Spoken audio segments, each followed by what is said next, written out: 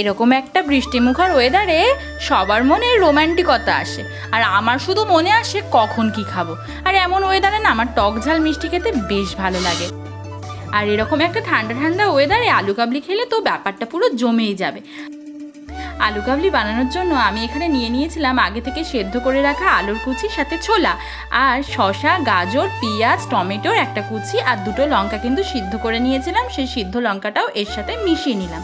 আর বেশ খানিকক্ষণ নুন দিয়ে তেঁতুল জলের মধ্যে চুবিয়ে রেখে দিয়েছিলাম এবং সেখান থেকে এই কাইটা বার করে নিয়েছিলাম আর সেটাও অ্যাড করে নিলাম। আর মশলাদার করার জন্য এর মধ্যে দিয়ে দিয়েছিলাম জিরে, ধনে, নুন আর শুকনো লঙ্কা ভেজে গুঁড়ো করে রাখা মশলা, আর তারপর দিয়ে দিয়েছিলাম লেবুর রস। ব্যাস রেডি হয়ে গেছে আমার আলু কাবলি। তো তোমাদের কেমন লাগলো ভিডিওটা অবশ্যই কমেন্টের মাধ্যমে জানিও। দেখা হচ্ছে নেক্সট একটা ভিডিওতে।